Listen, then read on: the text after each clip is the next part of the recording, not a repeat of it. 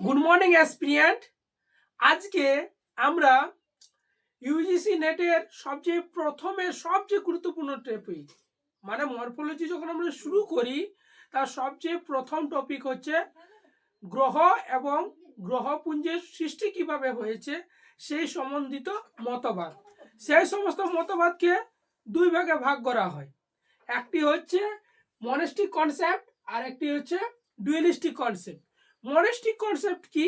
মনেস্টিক concept হচ্ছে যে সমস্ত বিজ্ঞানীরা মনে করেন যে পৃথিবী ও গ্রহের উৎপত্তি একটি তারা থেকে হয়েছে, সেটি হচ্ছে মনেস্টিক কনসেপ্ট। আর ডুয়েলিস্টিক কনসেপ্ট কি আছে? ডুয়েলিস্টিক কনসেপ্ট বলতে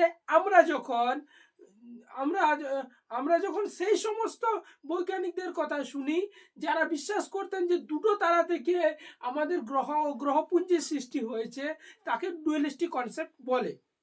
এবার মনেস্টিক কনসেপ্টের মধ্যে আমরা সবচেয়ে গুরুত্বপূর্ণ যেগুলো হয়েছে সেগুলোকে নিয়েছি। কি আছে? কমেট হাইপোথিসিস 1749 সালে কাস্ট দে ভাফে এটা দিয়েছে। তারপর যে গ্যাসেস হাইপোথিসিস কে দিয়েছে?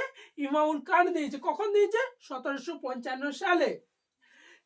নেবুলার হাইপোথিসিস ল্যাপ্লাস দিয়েছে। কখন দিয়েছে? 1796 সালে। মেট্রোটিক হাইপোথিসিস লাকির 1919 সালে। তোমাদের এই চারটা নিজের সাবকনসিয়াস মাইন্ডে রেজিস্টার্ড করে নিতে হবে, যাতে পরীক্ষায় এলে তোমরা লিটল বিট কনফিউজ যেমন তোমরা না হও। এবার কি আছে? এগুলো নমনিক দ্বারা আমরা মনে করতে পারি। তোমরা নিজের মতো করে নমনিক তৈরি করে নেবে, আর যদি না পারো দেন আমাকে কমেন্ট করবে, আমি তোমাদের হেল্প করব। ওকে, এবার হচ্ছে ডুয়েলিস্টিক কনসেপ্ট বলতে বুঝি আমি আগেই বললাম ডুয়েলিস্টিক কনসেপ্ট কি। এইবার এর মধ্যে 6টি সবচেয়ে গুরুত্বপূর্ণ আমরা মতবাদ নিয়েছি বা হাইপোথিসিস নিয়েছি। একটা হচ্ছে প্ল্যান্টিসিলাম হাইপোথিসিস কে দিয়েছেন? এটা খুব গুরুত্বপূর্ণ, এটা পিআইকিউ অনেকবার পরীক্ষাতে এসেছে। এটা দিয়েছে ডিসি চ্যাম্বলিন, আর তার সাথে ছিল মিল্টন। কত সালে? 1905 সালে। 1905 সাল থেকে শুরু হচ্ছে, এটা তোমরা মনে রাখো। 1905 সালে ডুয়ালিস্টিক কনসেপ্টে শুরু হচ্ছে। টাইডাল হাইপোথিসিস ইন্ট্রোডিউস করছে কে? James jeans.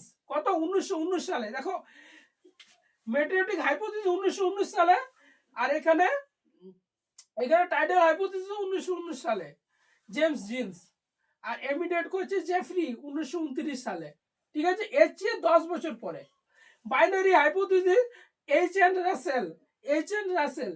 রাসেল করছে। ঠিক আছে, এইচ এন রাসেল। আর ফুজন হাইপোথিসিস রাসজেন। নবুলা হাইপোথিসিস কে দিয়েছে? ফ্রেডরিক উইল এন্ড লিটলটন 1939 সালে। Interstellar dust hypothesis Otto Schmidt, তিনি একজন রাশিয়ান সায়েন্টিস্ট ছিলেন। কত সালে দিয়েছে? 1943 সালে। তাহলে এগুলো তোমরা নিউমোনিকের দ্বারা মনে রাখবে। এই থেকে তোমাদের মরফোলজির শুভ সূচনা হলো। এইভাবে তোমাকে পরপর এগিয়ে যেতে হবে। এরপরে আমরা টাইম স্কেল পড়াবো, আমি টাইম স্কেল। তারপর ধীরে ধীরে জিওমরফোলজির সমস্ত পার্ট আর সোর্স অফ দা মানে নলেজ আর এই যে কন্টেন্টগুলো নেওয়া হয়েছে সেটা জিওমরফোলজি সর্বেন্দ্র সিং এর যে বইটা আছে সেই থেকে নেওয়া আছে, ইংলিশ মিডিয়াম বই থেকে। ঠিক আছে, চলো।